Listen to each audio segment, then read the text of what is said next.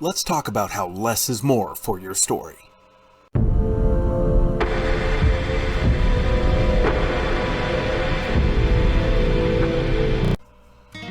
Hello everyone, and welcome back down here to the Gamer's Den with me, your host, Jordan, your master of lore and storyteller extraordinaire. Been a while since I've gotten to do one of these. This is a quick tips for DMs episode, and today talking about how, when it comes to your storytelling, less is more, or at least less can be more. And what I mean by that is paring things down so that way you've got a good core story figured out, because that's the most important thing overall. But before we get into all of that, if you're new here to the channel, go on down there, hit the subscribe button, and become a regular member here at the Gamer's Den.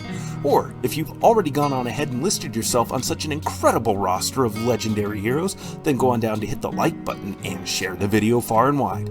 But now let's talk about what I mean.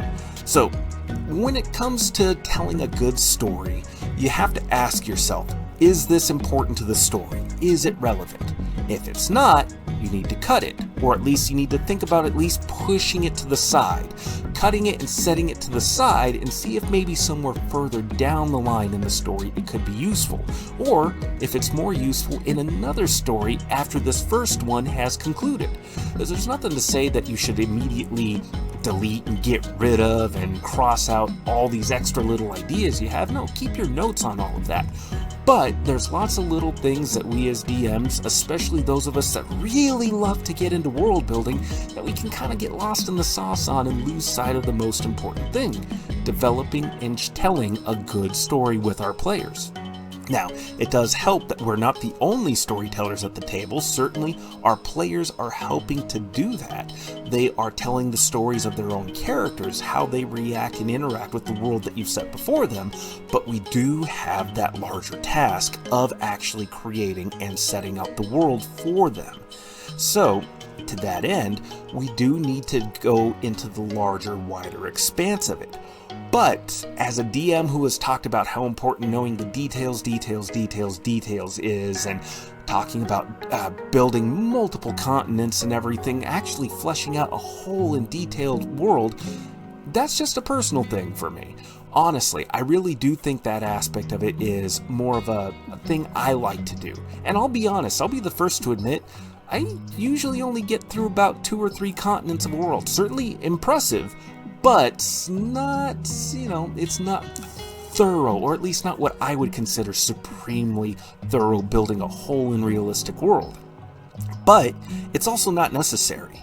It's also not necessary to do that. In fact, it's not even necessary to flesh out the entirety of a whole continent.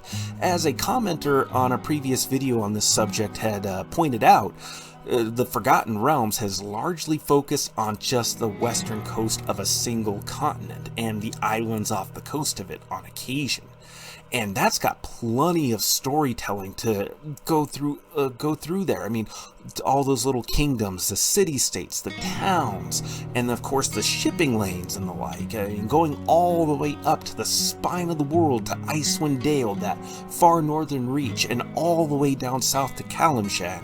There is so much adventure taking place just on this singular western coast of a continent. And so that's really all you need to figure out for your players at most, is just the general geographic location that you have them in.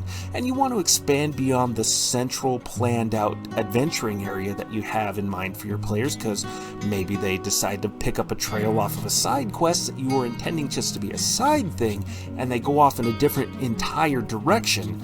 So having a few extra things done up around them will certainly be useful and help to make the world feel more vibrant and alive. The more details you know about the different towns, cities, the people populating it, the easier it will be for you to snap to all of those unexpected situations, and it also makes it easier for you to come up with more details on the go just like that. It makes it much, much smoother overall.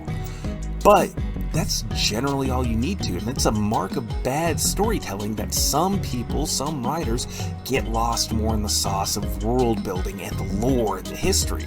Those are all good and interesting things and can be fun to write about, but they're not necessarily good for it telling a good story. Now, for tabletop games, you can get away with that much more because, well, that's what we're doing. A lot of these things do incorporate lore and history, but they're relevant to the story in those stories in those instances. Little background details that can help make the worlds feel more alive. And also, because your players are storytellers within the campaign as well, those can be things that they decide to seek out for themselves, relevant to their own personal motivations, quests, and the like. So it's not just you writing all of those things in those instances. Now, when it comes to TV shows and movies, I do think in most instances it's a mistake to be digging into the world and backstory and lore and everything. That can detract from telling a good story when the story should be the central focus rather than the fleshing out of a world. I mean, that's not usually necessary for a lot of shows. But anyways, aside from that, having a tighter, more controlled focus means you develop more details in a tighter, more controlled focused area. Because if you spread your attention out too far, you can get drawn off into different areas, or at least I know I can, where I'm developing all of these areas that the players really aren't going to be adventuring in, when I could spend more of that time developing the area they will be at, and the stories and the people and the plot hooks that they're interacting with. Really, the most important things are the who's, what's, when, where's, and why's. You need the plot hooks, you need the big bad, you need their motivations, you need how they're going through about all of these things to make their motivations achievable, to achieve their goals, ideas, and dreams. And then you need to put the players there to, well, put the players on the path to stopping them. Whatever the big bad is, whatever their motivations are, you need to set them on that path. Give them gentle nudges, but don't railroad them too hard and break the suspension of disbelief that it's not really a living, thriving world. All of those little things, those are the most important things to figure out. And then populating the immediate area, the locales that are relevant to the adventure, and the locales that they may wander into, but not much more than that is really necessary. Everything else is just gravy. Everything else is just your own bit of fun, and I highly recommend you do explore that. Just make sure you get the central story figured out first. But what do you think?